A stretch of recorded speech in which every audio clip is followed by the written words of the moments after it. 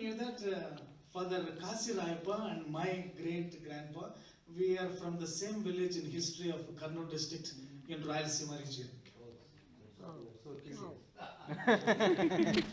Rayalaseema region, Kasi in Telugu language, some of you know Telugu. Kasi is like something rebel, positive rebel. Not negative rebel. It's a positive rebel. Because Jesus was 50% humble and 50% rebel. Today we have a rebellious, a positive rebellious representation from Father Kasi Rayappa. He's a frog conservationist. Very unique. We have seen yesterday how important the role of frog. This will be an amazing session. I don't want to waste this precious time. I give this time to Professor Dr. Father Kasi Rayappa. Over to you, Father. We are eager to listen your wisdom. And we are disillusioned. Do you think politics will ever solve the problem? Are anybody believing here? Do you think economy, the economical developmental model, will they create a sustainable future? They create more problems. Science and technology, maybe we can get some services out of them, but when it becomes a dominion, science and technology dominating, there is a danger. But where are the solutions? So all these three are problems. They create more problems. But we need to find solutions. That is what we are trying to do. That's why we are dialoguing with them. Religion is one of the greatest invention of humanity in order to solve economic, cultural, social, personal, psychological problems. Faith. So you're all people of faith here. And you alone, okay, faith can move mountains. At the same time, what about other fractions? Only you want to save and enter into heaven? And what about other people? What about creation? Look at the campus, how beautifully this administration has brought the whole of creation. Yesterday, our Cookie was talking about Noah, no? The whole, it is not anthropocentric anymore. He is not a God of Moses, God of Abraham, God of Isaac, and God of Jacob anymore. He is also a God of Agar, Judy, Rachel, Rebecca, God of dinosaur, God of king cobra, God of sheep, God of cows, God of soil, water, air. He is God of creation. So that is what we established yesterday. That is what this campus symbolizes. Look at the campus. There are birds, there are reptiles, there are mammals, the whole of creation. We are always together. God, human, creation. There is no separation. Any separation is an illusion. That is the Descartes, the Cartesian dualism, we call it. Yesterday, Father Chandrakunal was taking all of us into Newtonian mechanics, which really removed the awe and wonder which we experienced in the whole of creation. Then Descartes came and he told, okay, everything is different. Soul is different, body is different, God is somewhere, a transcendental God. That is what we are celebrating for the past 2000 years. Transcendental God. A God one who created the world, but we have forgotten. A God one who created the world, he became part of it. That we forgot. God became flesh and dwelt among us. John 1:14. That is a shock. We are talking about the immanent God. That is what we have forgotten. I think that has created the whole problems, we call it. global warming and climate change. So half of the truth is for the past 2000 years we are doing wonderfully well. A God one who came, saved us, and we told him, God, you don't stay here, you go back. Ascension Sunday we celebrated. So he has gone back now somewhere. So we are again calling him, come second time. What happened to the first time? We killed him.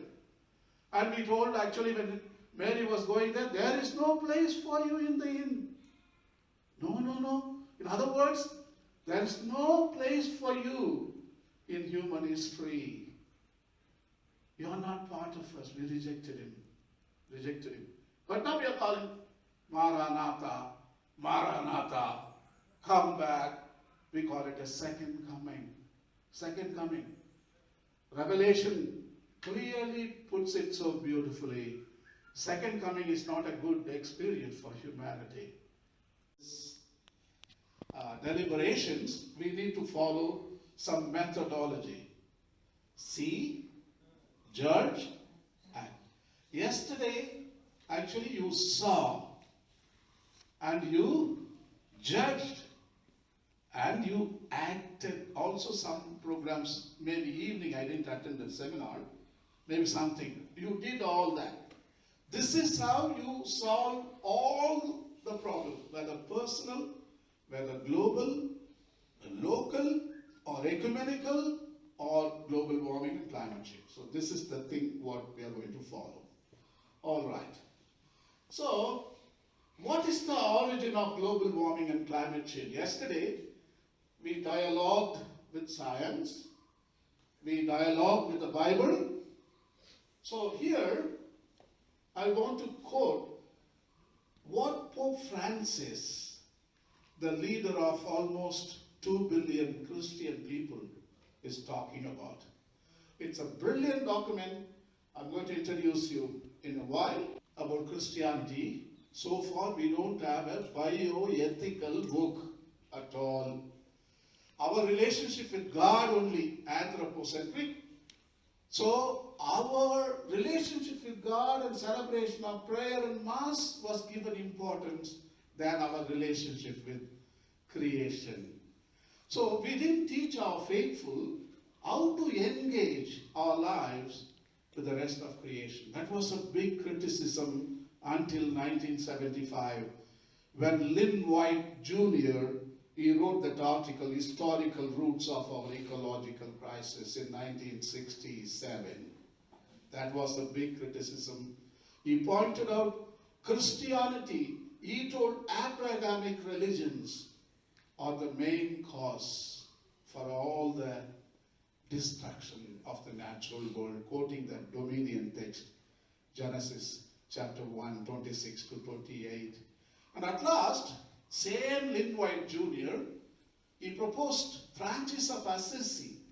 He gave us a good model 800 years ago, but we didn't take it out. We didn't follow. So he proposed, let him become the patron saint of ecology. He proposed in 1967, but Pope John Paul II in 1989, he made, Saint Francis of Assisi as the patron saint of ecology. So in that respect, Pope Francis is writing this. So I believe, Pope Francis believes that origin of global warming and climate change is the disruption what we have made in those three relationships. That is the cause for global warming and climate change. That is a new thought he is trying to teach to us. They, that means Genesis chapter 1 and 2, suggest that human life is grounded in three fundamental and closely intertwined relationships with God, with our neighbor, and with the earth itself. According to the Bible, further is only croaking of the frog. I'm a frog conservationist. So I'm going to croak, the rest is commentary. All right. So 3 documents I'm going to give you.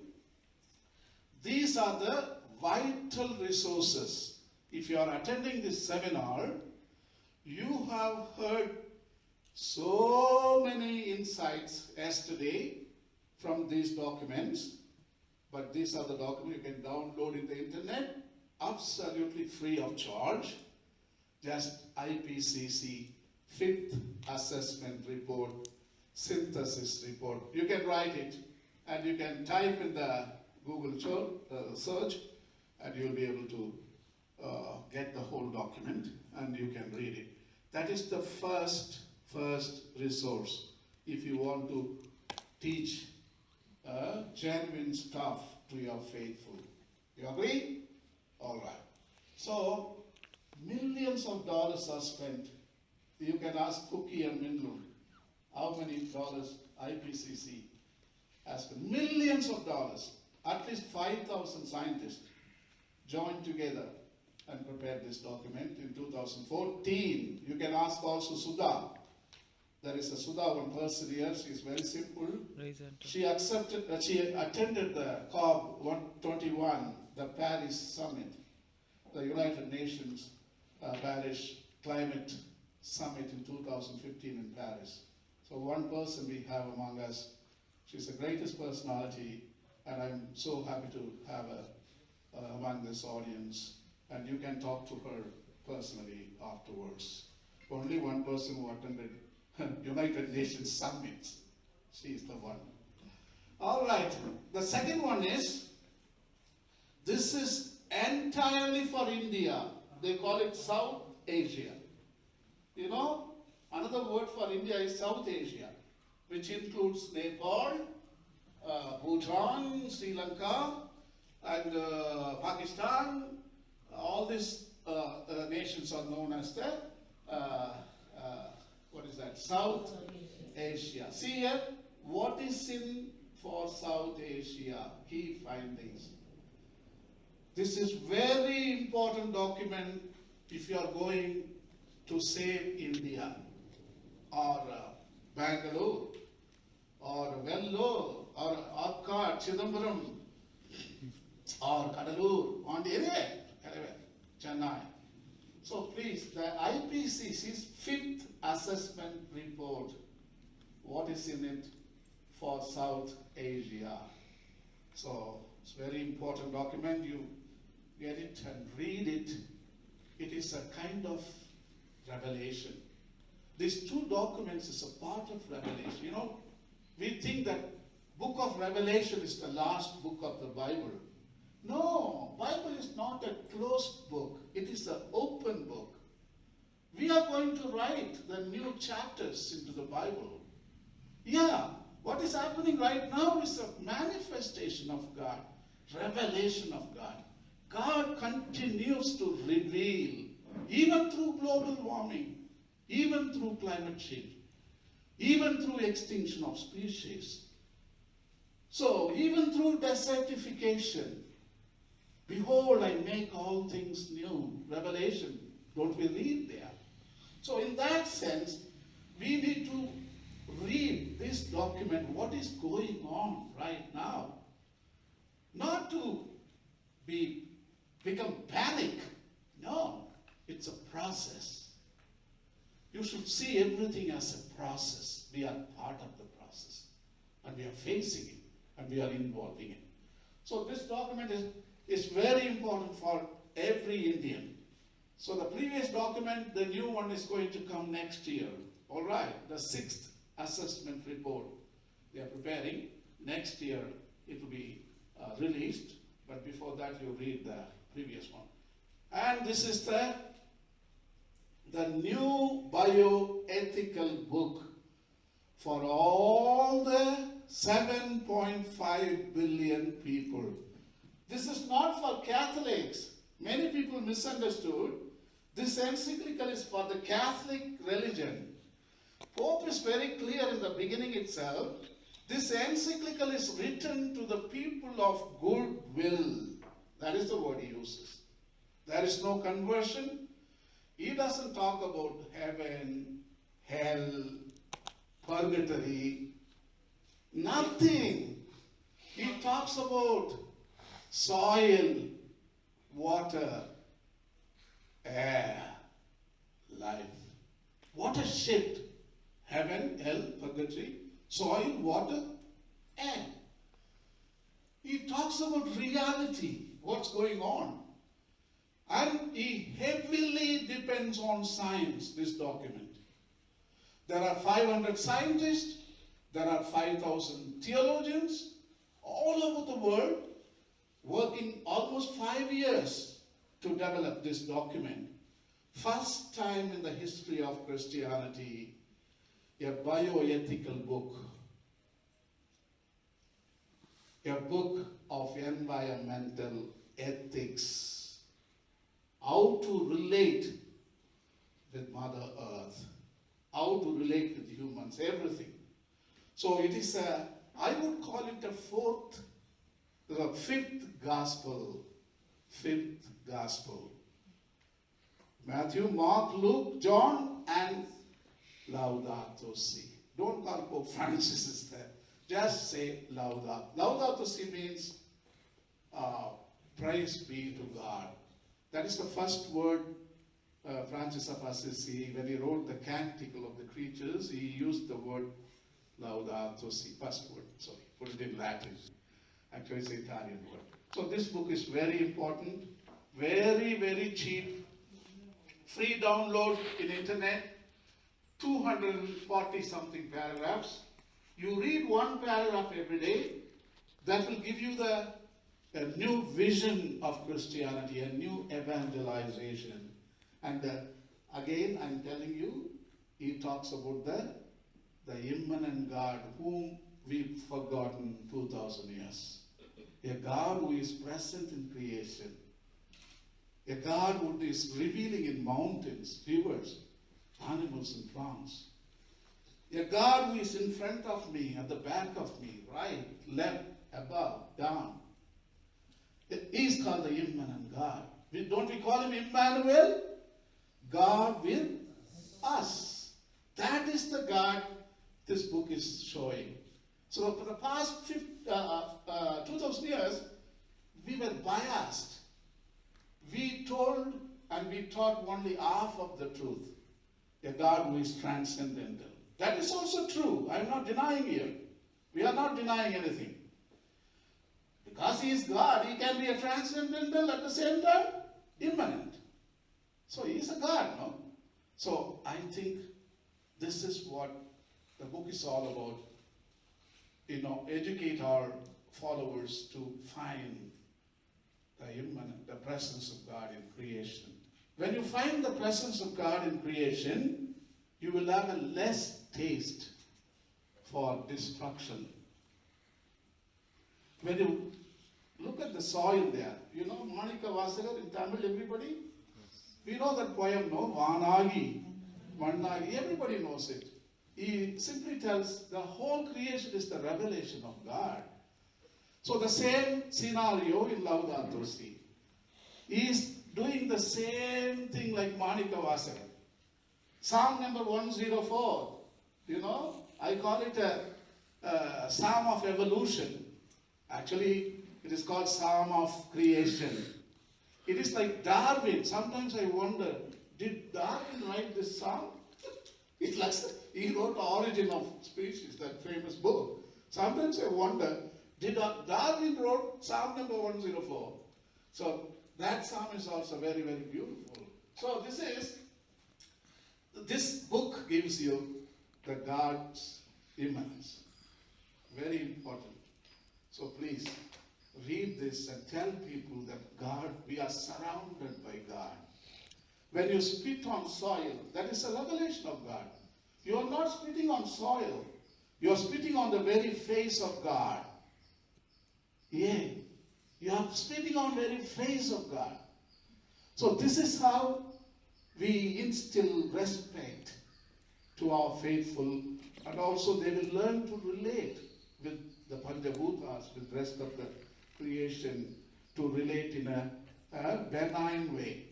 Okay, the fifth assessment report, the key findings are human activity on the climate system is clear. Yesterday we established that humans are the cause.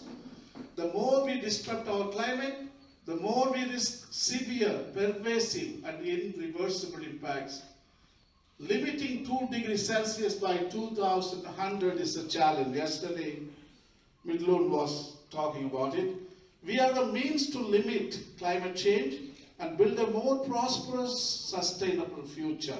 That is the good news. Yes, we have got a means to change to our desire, to our dreams. We can do it. So that is a positive note. So now we are going to see, still we are seeing. So the global warming and climate change we are seeing. So this is the only one slide I want to show you. Today, the carbon dioxide concentration in the atmosphere, 416 parts per million. Yesterday Cookie was also mentioning, I heard about more than 400, she said, she was right. 416 parts per million carbon dioxide. It is unbelievable. We have crossed our limit, unfortunately.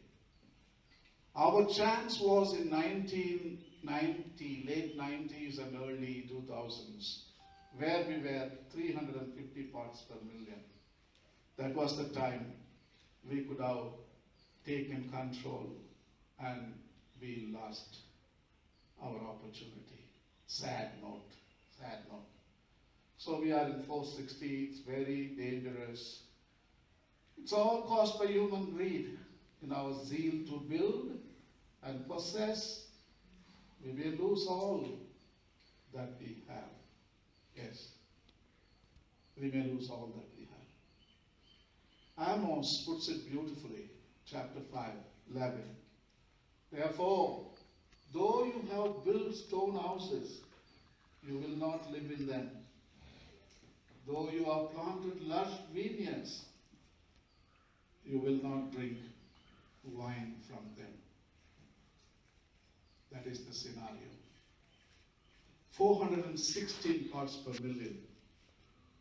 It is runaway train. It's a ghost train. There is no driver there. It's a ghost plane. No pilot. It's a ghost city. Nobody in control. We are moving towards a runaway greenhouse effect. There is no global warming, climate change anymore. That is old world. We are moving towards a runaway train, a goods train, carrying people, animals. It is not a Noah's Ark anymore. It is a ghost train carrying all these species of animals and plants. We don't know where we are going to end up. So we are moving. Dangerous. This is how planet is going to look in another maybe, I don't know, maybe 5,000 years, let's say. Slowly. This is Venus. Planet Venus. Venus and planet Earth were sister planets. So Venus also had a similar atmosphere, water and everything. But I don't know what happened there. The global warming, climate change, the water evaporated and condensed in the atmosphere. And they became poisonous clouds. And every day there is a rain called Virga. That is the acid rain every day. The surface of the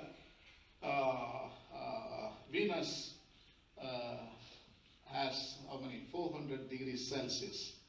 So most of the scientists today, they think, especially Stephen Hawking, the famous Dawkins and so on, they all think that Carl Sagan, they all predict planet Earth also will be facing similar fate.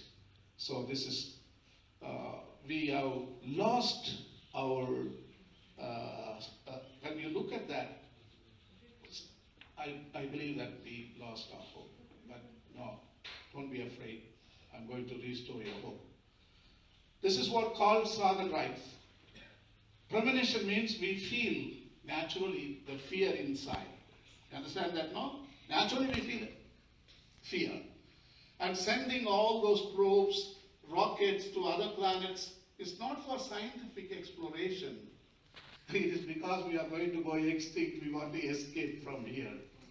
So that is the premonition. So that is what calls our man's attempt to reach the moon and send special ship such as Voyager 1 out of the solar system as the manifestation of the premonition of the collective unconscious about oncoming extinction.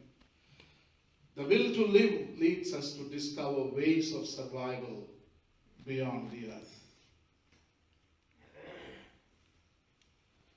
Pope Francis is writing, first chapter, see what is happening to our common home. Look at the word. This home is not only for humans, it's a common home. God so loved the world that he sent his only son, John 3:16. That is the common home. But we have been reading the text, God so loved humans that he sent his only son. That was the illusion. But when we use the word world, human is part, he is inside. Along with, it's an inclusive word, includes everybody, excludes no one. So that is the word we are talking about, what is happening to our common home. Pope Francis is telling in the chapter 1, open your eyes and see the soil, see the water, see the forest, see the animals. See the small child face. See the future of that small little baby. Open your eyes. The second chapter is Gospel of Creation. Open your eyes and see the gospel now. You are seeing the natural world? Yeah. The second chapter Pope is writing. See the Bible now. Open your eyes. Yesterday that's what we tried to see. Cookie was telling you, open your Bible, see, read, interpret. See, that is the opening and see. That is the thing what happened yesterday. And also the scientific thing also, we opened our eyes. So Pope Francis is concluding in the last paragraph of the first chapter, that is paragraph 61, that summarizes everything. What is going on? Look at that.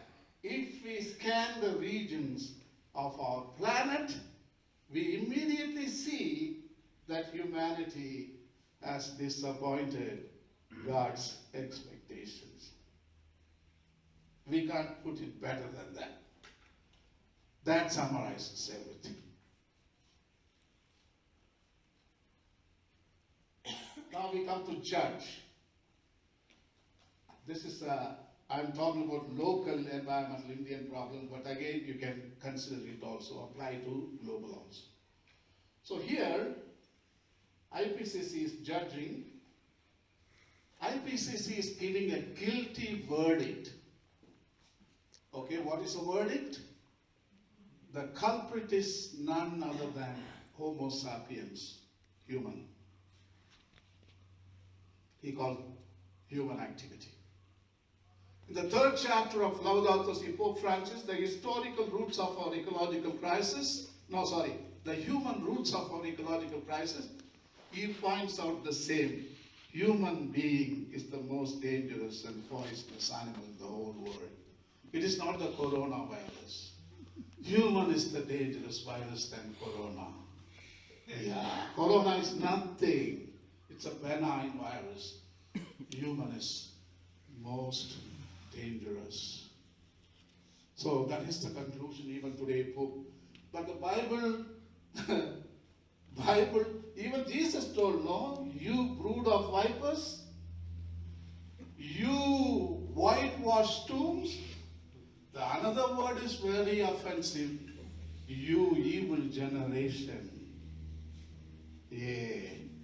Jesus never had a good opinion about humans. I examined the whole text. He doesn't have a good opinion about humans.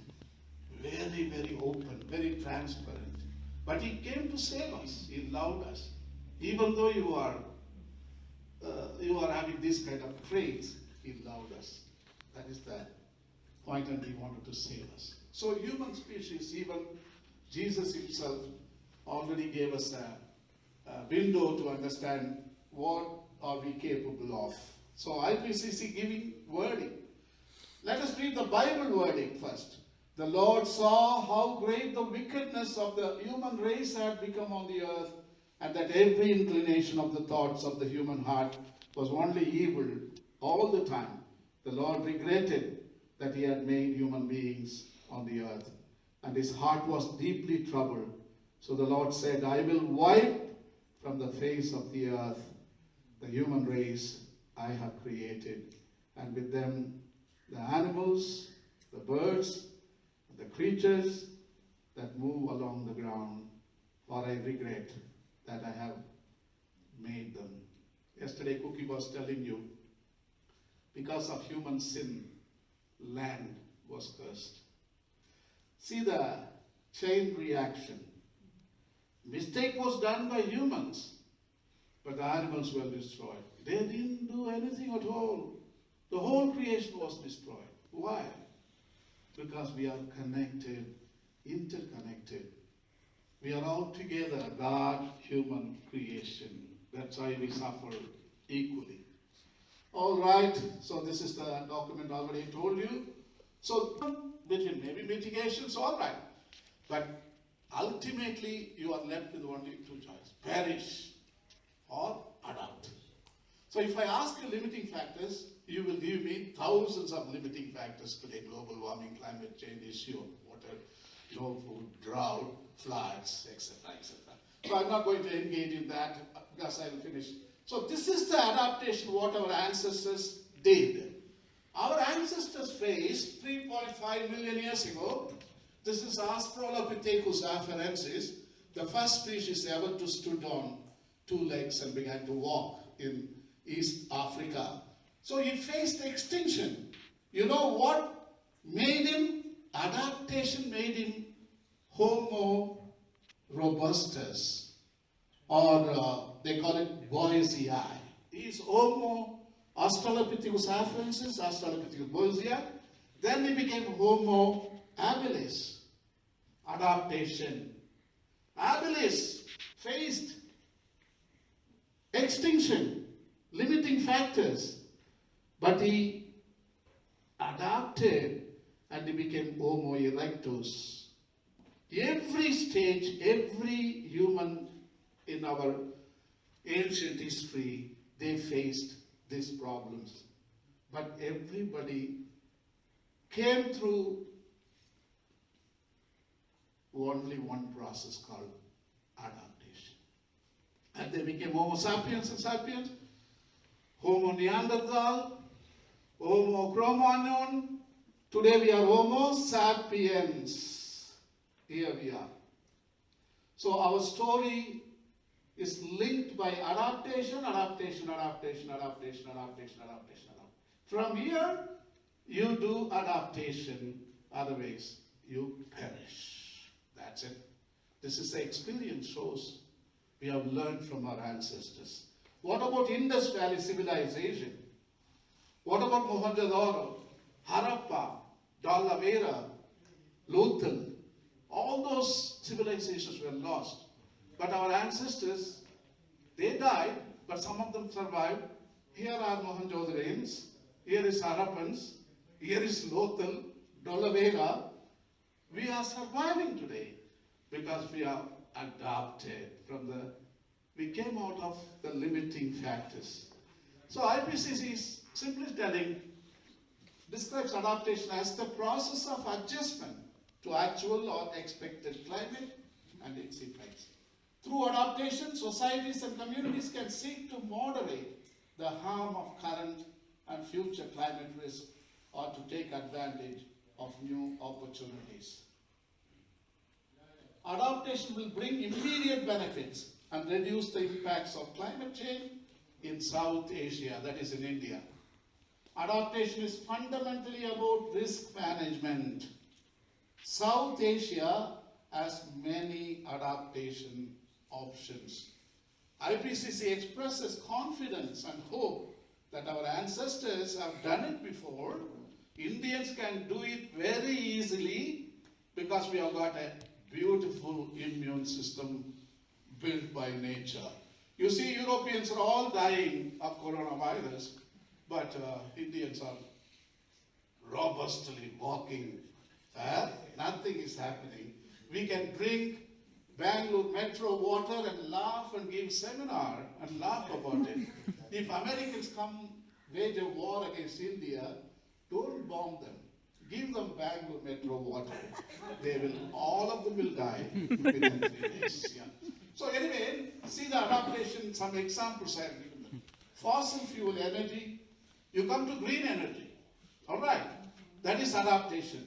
Industrial farming to organic farming, one of the examples. It is adaptation. No vegetarian, non-vegetarian to vegetarian, that is adaptation. Already people are very sad. The face is becoming very sad and so on. So that is also a part of adaptation. You can reduce methane because non-vegetarian habits. My God, this I can't believe. At last my eyes have seen Christian church talking about vegetarian diet. Pope is talking first time in the history of the church for the 2000 years, a brand new teaching which applies to you all. We are only one family. We are all Christians. So it applies. Just listen. It comes from the Dicastery for Promoting Integral Human Development.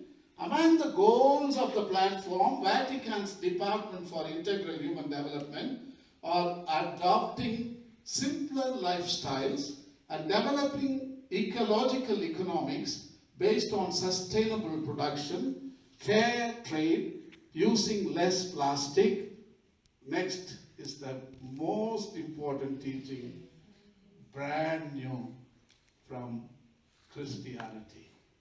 Adopting a more plant-based diet to reduce meat consumption and broader use of public transport in order to reduce pollution. In 2008, United Nations started a campaign called No Meat, No Heat. You know what? The meat industry produces 20% of the greenhouse gases called methane. It is 22 times more potential than carbon dioxide. In other words, if carbon dioxide molecule is compared to one machine gun, methane molecule is compared to 22 machine guns. So methane, today we are releasing because of the farms of animal farm, poultry, pig, non-vegetarian habits. So that's why they started a campaign in 2008. No meat, no heat. So there is a lot of benefits, climate benefits we can draw. So this is the mitigation. I don't have time, I have to finish now. The term mitigation refers to efforts to cut or prevent the emission of greenhouse gases, limiting the magnitude of future warming. It may also encompass attempts to remove greenhouse gases from the atmosphere. Mitigation may require us to use new technologies. Remember that. Clean energy sources, change PUs. You know, NBMs, small unit, basic Christian communities, and also you can start different groups with different people like Swadeshi group, Swaraj group, Sarvodaya group, like that, in order to include other sections of people. All right. And then you can talk about ecological education. Education alone will not get us out of ecological crisis. We need strong spirituality, faith. Yesterday we were discussing about. You see, our faith requires caring for creation. Our faith itself demands that. It is inert. It is innate in our own faith. It is not something extra we should do. So what is the ecological spirituality? Finding God, the immanent God everywhere. That's it. Finding Spirit of God in the whole of creation, in humanity, animals, plants, and Panchabuddha. That is ecological. Ecological lifestyle, a new lifestyle. One example I give you, even the non-vegetarian, if you become vegetarian, that is a new lifestyle. If you are going on car, you go on a public transport, new. The faucet opening and you're brushing teeth, all the time wasting water. You measure water in 1 liter of water and then you get through. So that's the ecological lifestyle. So these 3 things can be applied in 10 platforms. See there? These are the 10 platforms on which you should practice those 3: ecological education, ecological spirituality, and ecological lifestyle. These are the platforms. It's very practical. It's in your church, houses, institutions, everywhere. So, energy conservation, transportation, purchasing and recycling, we do every day. Water conservation, buying and sharing food, creating sustainable landscapes, combat desertification, agrarian revolution, adaptation strategies, heritage areas protection. That's all. That's all. I just ran the slides for you very fast so you see some pictures and we will end up our seminar. So this is the energy efficient. You are already using CFL bulbs, one example. Instead of incandescent bulbs, no? So that is one example. Laudato Si, at the same time on the national and local level, much still needs to be done, such as promoting ways of conserving energy. In transportation sector, there are hybrid cars, but they have not yet come. This is also not successful. And we know the technology based on the use of highly polluting fossil fuel, especially coal, but also oil, lesser degree gas, needs to be progressively replaced without delay. Cycle is good. Walking is much better. The much better option is don't go anywhere, stay home. So this is the purchasing. Recycle, avoid impulse buying, reduce. It's all you know that. Technocracy is controlling us. Please come out of it. Read the plastic codes, which you can't use, please. Compost. And this is khadi craft stuff is very good and made by hands and so on. So Laudato Si gives you a lot of Christian spirituality proposes an alternative understanding of the quality of life, one capable of deep enjoyment, free of obsession with consumption. Christian spirituality proposes, he sings beautifully well. Yeah, India is going to be all right. They are the first choir to sing to God, the Creator. Such a beautiful songs they sing. They are the cosmic choir. All right. Anything else? There are a lot of questions, but no time now. But I took all the time. Sorry, I couldn't stop. I think. Yeah. Acha. Yeah, one. So the white left.